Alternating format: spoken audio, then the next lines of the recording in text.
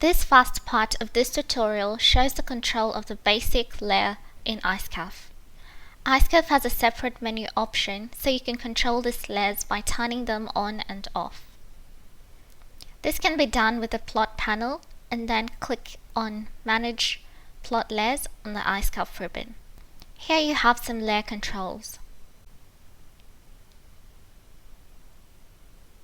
The overlay layer can be turned off and on, and you may find that depending on your background, this may be a simple way to improve the performance during editing.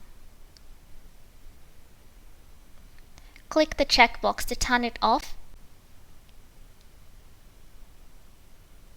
and the background has disappeared. You can go back to this menu option and you can try other options as well.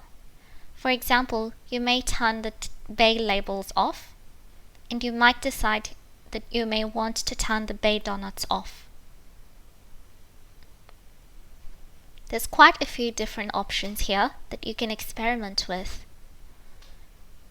Let's go back and turn these back on, and of course, when you go to perform your final plot, you would normally want your overlay layer to be turned on.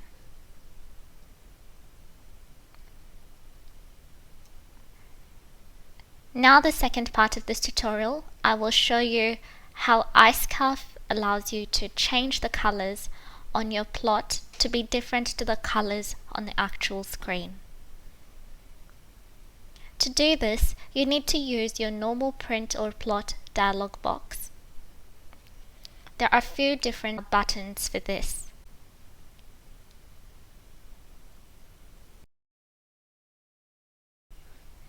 You can click on iScaf, Plot Setup, and then Plot Drawing. You can click on File, Plot, but it's best to use the main plot option near the very top left of the iScaf screen.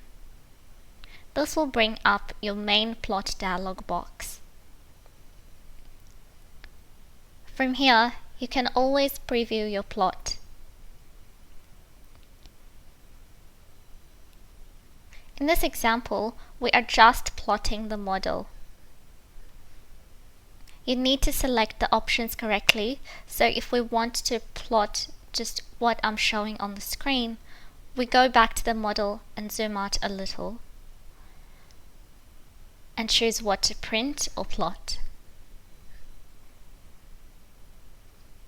You can select the paper size and plot to display. You can also force the plot to be centered, fit to paper, and also change the orientation so that it is landscape. The transparency option will ensure that your background image is turned on with the correct intensity. We can then preview this plot again. So you can see there's great flexibility with how you can plot your or print your iScaf drawing. Let's right click and we can choose to zoom.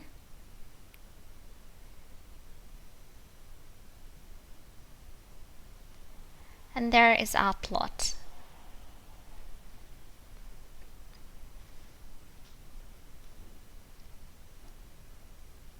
We can actually zoom in a little bit closer here on our model and go back to plot.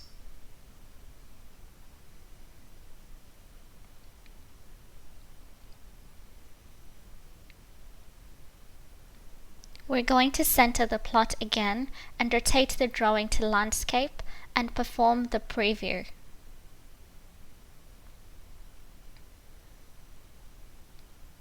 And there's our scaffold in the middle of the screen.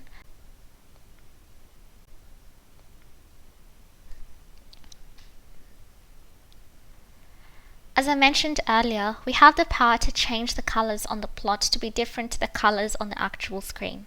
We can do this by going back to the print dialog.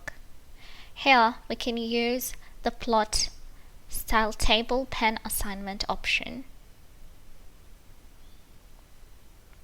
As the third part of this tutorial, another benefit of iScaf 10 is that we have a new option here called the iScaf High Resolution, that is iScaf High Res. So if we click on this option near the top right hand corner of the print dialog, in this plot style table dialog we can select that option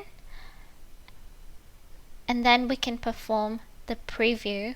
We see that this high res option has much more detail. Notice that the resolution is higher, and also we have different color assigned to the actual layering, which is normally yellow in color, but now it is even more clearer to look at in blue. Just to show you another example with changing colors, we can click on color 6, which was that magenta color, and instead of selecting use object color, we specify the actual color that magenta might map to. So in this case, we want magenta to display as black.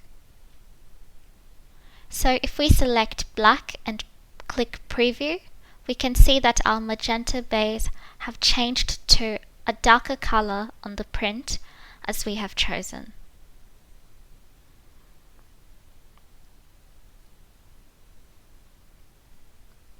Let's change the magenta color back so that it prints as magenta on the printout. So that concludes our tutorial showing layers, plotting, and the plot styles table editor. Thank you for watching.